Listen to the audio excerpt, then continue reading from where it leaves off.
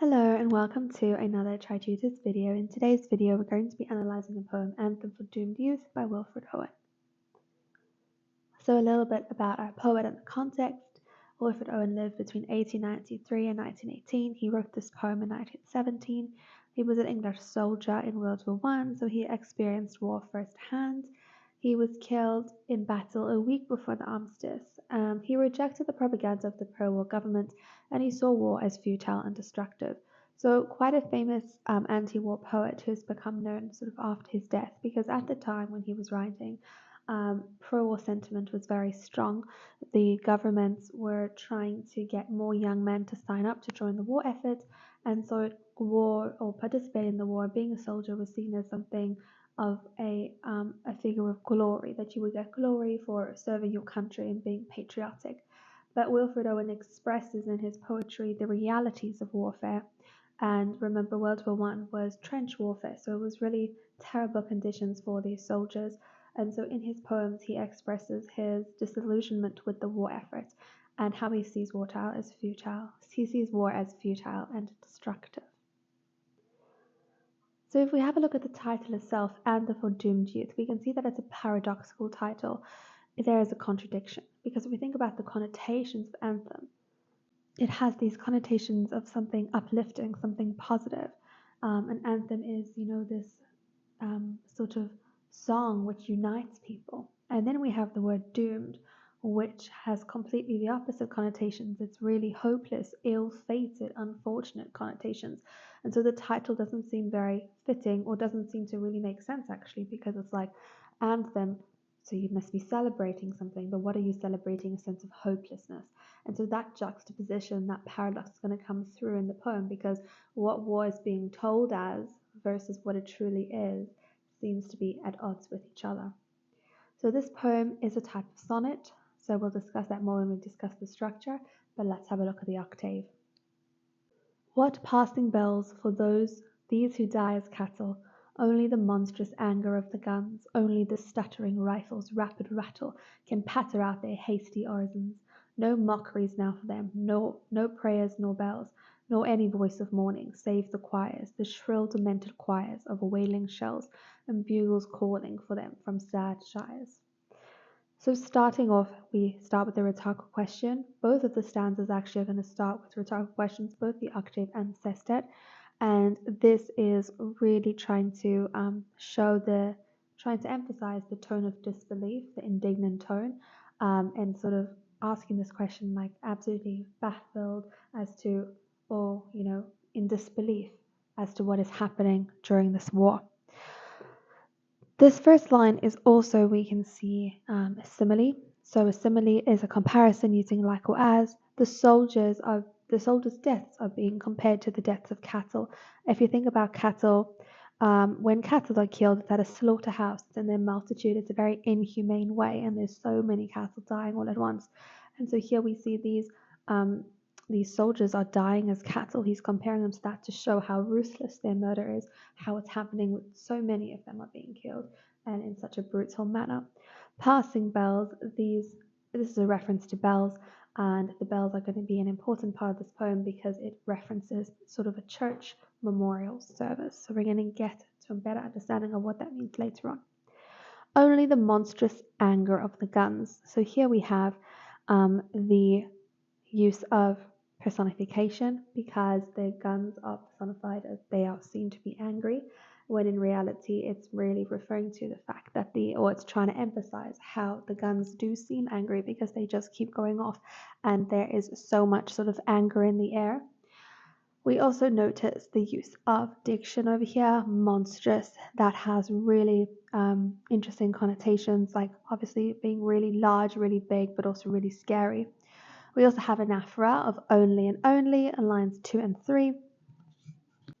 And so what this is emphasizing, and going back to the image of the bells, is that the speaker is trying to tell us how these young men who are dying in their multitudes, they don't get the respect that they deserve. They don't get the memorial services that they deserve, and that they just by virtue of being human.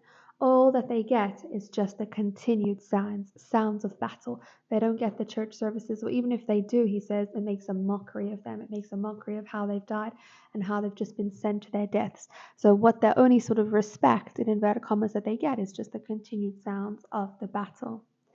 Only the stuttering rifle's rapid rattle. So the use of the word stuttering over here, we can see the ing, it's being used as a present participle. And well, it's actually being used as an adjective here, but the ing is effective because it shows us how it's continuing to happen, how it's happening in that moment. And then we have the alliteration of rifles rapid rattle, and that alliteration really emphasizes the sound and also the continuation of the gunshots, how they never seem to cease. They continue on and on. Can patter out their hasty orisons. So orisons meaning prayers. So patter over here is an interesting word because the connotations of patter are actually quite gentle. If you think about like rain sort of pattering, but in this case it's used ironically because it's saying that the soldiers' prayers are sort of worthless, how they are not actually going to be successful, these prayers, and the gunfire sort of drowns them out. Hasty means quick. They are quickly sort of saying these prayers under their breath. No mockeries now for them, no prayers nor bells, nor any voice of mourning save the choirs. So he says over here that religious memorial practices are no longer respectful but merely insulting to the soldiers of war. They've just become sort of mockeries of these men and their lives and the fact that they've given their lives um, to this cause. You'll also notice the caesura in the line, no mockeries now for them, no prayers, no bells. We have the semicolon there, and caesura always shows something that's unnatural, something that's a little bit difficult to swallow. And so here we can see that idea. Well, it's used for emphasis to really make us read slower in terms of pace, but also in terms to emphasize that this is something unnatural. Nor any sign of mourning save the choirs. And he says, do you see how he repeats nor and no, so showing a sense of like something's lacking for these soldiers. They're lacking the respect that they deserve, essentially. Save the choirs, and then we have a dash, and the dash is going to show us, he's going to explain what he means by what he means that there's only the choirs, and we're going to see the choirs is not necessarily what we expect from a choir. The shrill, demented choirs of wailing shells. So he says over here, actually, the choirs are the wailing shells. It's all these gunshots that are going off. It's the sounds of sounds of battle, and we can see shrill, demented, and wailing. This really emphasizes the destructive sounds of the war. And bugles calling for them from sad shires. So a bugle is usually an instrument that is played at a memorial service. And so this line is linking us to the sestet, which is going to be about back home in England, because this octave is talking about the soldier's actual experience.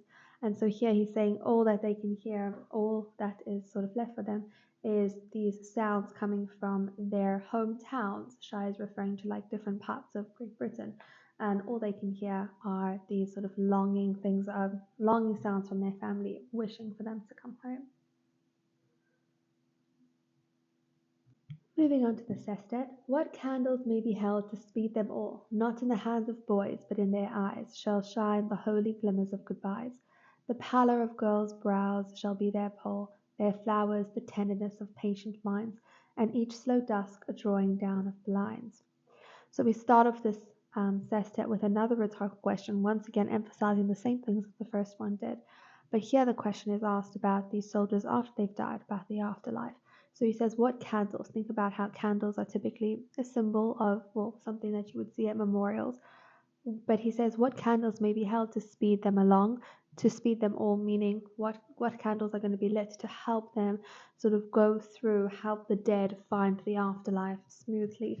Because remember, they're not getting these funerals. They're often dying in foreign lands and just being left there or buried there. They're not returning home. They're not having that humane funeral service that they deserve.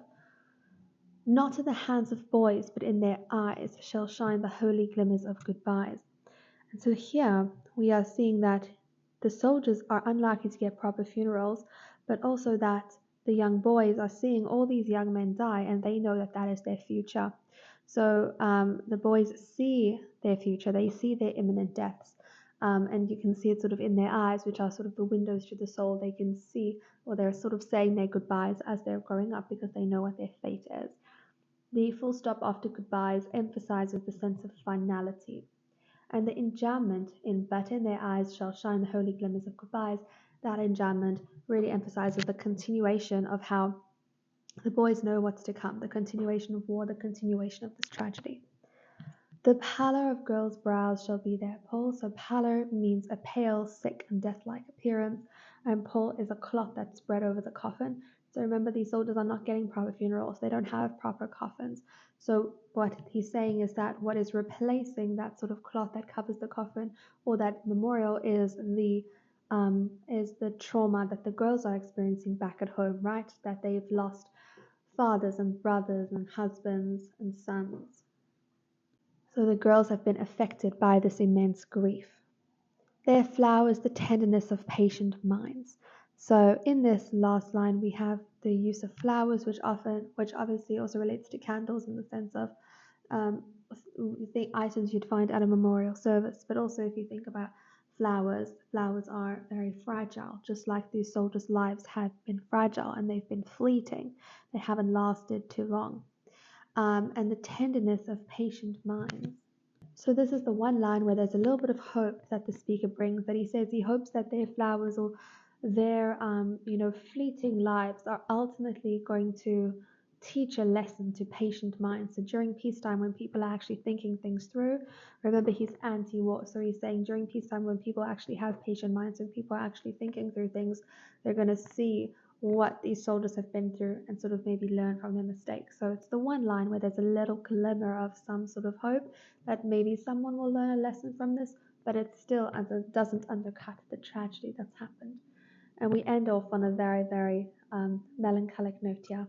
And each slow dusk a drawing down of blinds.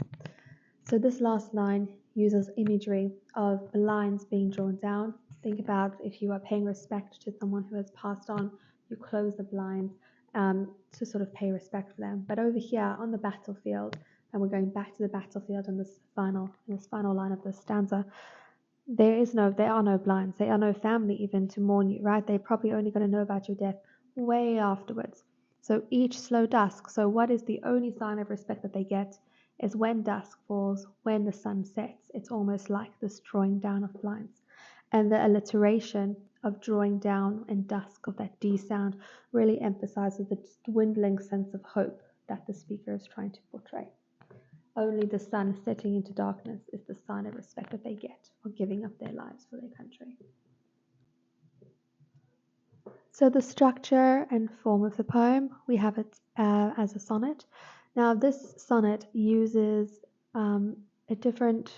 it uses the Italian or Petrarchan idea in the sense that it has an octave and a sestet, but it does use a slightly different variation of the English or Shakespearean rhyme scheme. So it's sort of a combination, but it also doesn't use the exact English rhyme scheme, showing how this poet is going against, or the speaker is going against the ideas of the time, right? He's trying to present this different idea of war, that actually war is futile and destructive.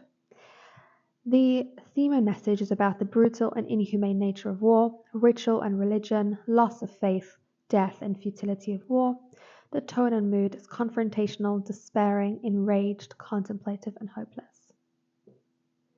Thank you so much for watching. I hope that you found this video helpful. Please remember to like and subscribe, and I'll see you in the next one.